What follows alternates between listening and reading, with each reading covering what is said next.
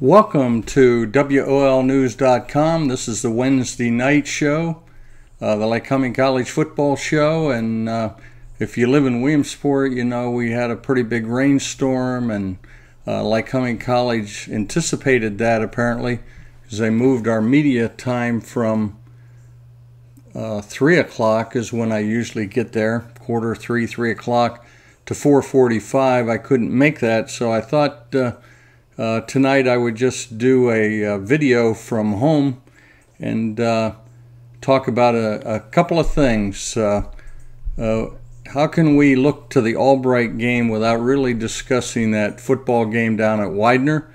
And I wanted to go over a few things about that game down there. The Widener football game, always a big rivalry, always close games.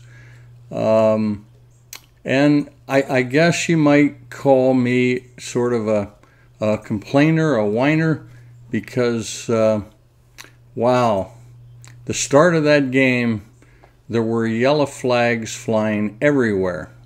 And I was taking video, I was taking photos, and some of the pass interference calls that I saw them call, the referees, in that first quarter, to keep drives alive, just I don't know. I will admit I'm a Lycoming College football fan. I've been covering them since 1996. We shouldn't get on the referees. When you see 10 calls against one, and you just wonder. And some of the clean shots that I thought the Lycoming defensive players made, and they were called for pass interference, really set up the tone for that first half, which was Widener scored 2 touchdowns, making it real quick 14-0. Threw Lycoming way off balance, I believe. These are young men that want a fair game, want to let things happen, and you can see calls when they're deserved. But from my point of view, wow, some of those calls, I just didn't see it. But Lycoming's also received some of those calls at their stadium also. So that's not the real story of that game, which Lycoming was losing 31-0 at halftime. And I need to take you back to when I was playing football for Loyalsock Township. I was a junior. Loyalsock did not have a senior class at that time. This was way back in, must have been about 1962. And they didn't have a senior class, and we went up to play Bald Eagle Nittany. Bald Eagle Nittany was a powerhouse up in Lock Haven area at that time. And unfortunately for Loyalsock and for me as a guard for the Lancers, we were losing that game 31-0 at halftime. Now we went in at half, and Coach Wilhelm sat in that locker room with us and told us, boys, if they can score 31 points in one half, you can do the same. Now go out there and get them. We were fired up, went out and scored a touchdown on the first drive. Missed the extra point. It was 31-6. Well, the end of that game, when you looked up at the scoreboard, the final score of that game was 67-6. So that 31-0 at halftime really rang a bell for me, and I thought, wow, not another one of these. How do you pick up a team that is 31 points behind already with only 30 minutes to play? And I have to believe that this might have been the best coaching job that I've seen Mike Clark do as he's been the head coach of Lycoming football. To bring that team back from everything that happened in that first half, two punt returns, one brought back for a touchdown, another one brought back to about the 8-yard line. So there were 2 scores that the defense did not allow. The 2 other scores that happened in the first quarter, okay, give them those, but some of those calls, as I said, didn't see. It kept drives alive when they were really going to shut down Widener. So that defense for Lycoming has just played an awesome game. And to go in there at halftime, I don't know what Mike told the players. It speaks the character of this team, how they could come back and put up another 4 touchdowns, and that defense shut down Widener, who Widener is a great team, fast. That's quite the rebound, and they almost pulled the miracle of pulling that game out, falling short. The final score there was 31-28 in favor of Widener. What a game. Needed maybe 3 more minutes on the clock. You got to hand it to Zach Klinger and the wide receivers and the defense. Everyone pitched in that second half and showed the character of Lycoming football as that game wound down and an onside kick didn't work, and we finally got the ball back with about 20 seconds, I believe, 25 seconds, try to pass out of bounds so we could throw a Hail Mary at the end, but the receiver didn't get out of bounds, and the clock ran down because they couldn't get the ball set for that last play. Tough start in the MAC for Lycoming College. Wanted to really talk to Mike Clark about that and how that team responded, how he got them to come back from that awful start down at Widener. But let's switch over to, in fact, what I wanted to do was throw in a couple videos at this point of some of the touchdowns and run them in slow motion. And 4 touchdowns, and you'll see those right now.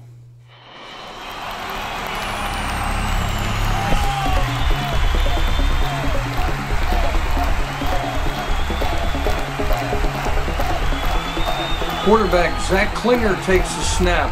It's a quarterback draw up the middle. Zach runs for a Lycoming touchdown.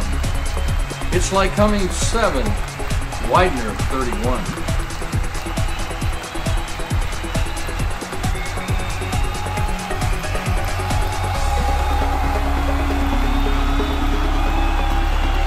Greg Needhammer takes the ball up the middle for a Lycoming score. It's Lycoming 14, Widener 31.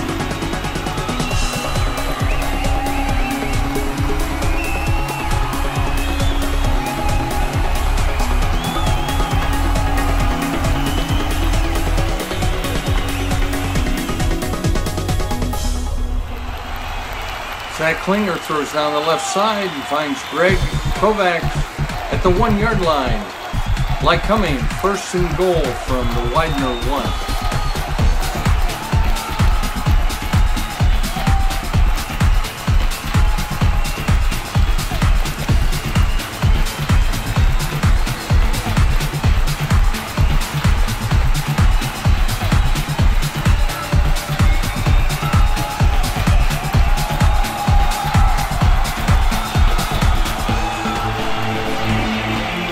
Quarterback Zach Klinger up the middle on a quarterback sneak for a Lycoming touchdown. Lycoming 21, Widener 31.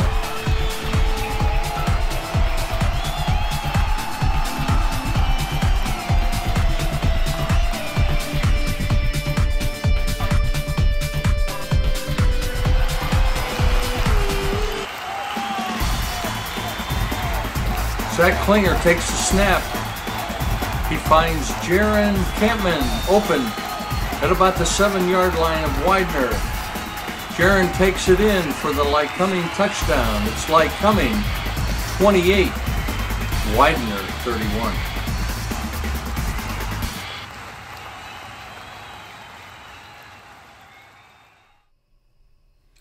I just wanted to talk a little bit about that Albright Lycoming game this weekend. It's Saturday, 1:30 start at David Person Field. Hope to see you there. Lycoming College, 0-1 in the MAC, has to get on the road to recovery here as they play a very good Albright team that has, as usual, a passing offense, and they have some decent running backs also. And they've been putting up some points in the first 4 games. Albright is 4-0. Lycoming is 2-1 with an off week last week. So at David Person Field, family weekend, it ought to be a good game. Last year, Lycoming played down at Albright, and the score there was 50-0. It was one of those games where Albright couldn't do anything, and Lycoming, everything they did seemed to develop into a score. It's one of those games you don't really take all that serious as far as how wide that scoring gap was. Albright last year was a much better team than 50-0. So it's going to be a great game on Saturday. Albright will be coming in here with a lot of confidence, I'm sure. Very good team. Mike Clark is going to have to get his team ready to go. You wonder how he's going to handle that Albright offense. And Steve Weiser, what will he do? Will he dare Albright to run the ball and really put double coverage on their wide receiver, and or will he do a lot of blitzing to put some heat on the quarterback? Lycoming has had a number of sacks this year, more than I can remember in recent history, especially this early in the year. So should be an interesting game. Lycoming's defense is still, as far as I'm concerned, one of the best in the MAC. That game last week doesn't really show how good that defense played, and of course they shut out a very tough Widener speedy team last week in the second half. I did find a video online that was an Albright Kings video. Hope you are looking forward to watching that video. It's on WOLnews.com under the heading of Williamsport TV, or you can find it on our front page along with this video. So we're looking forward to this Saturday. WOL News will be there taking photographs and video, and we'll be putting those out before Sunday for your enjoyment. That's it for WOL News, the Wednesday night show. This is John Green. Hope you have a good week. Bye.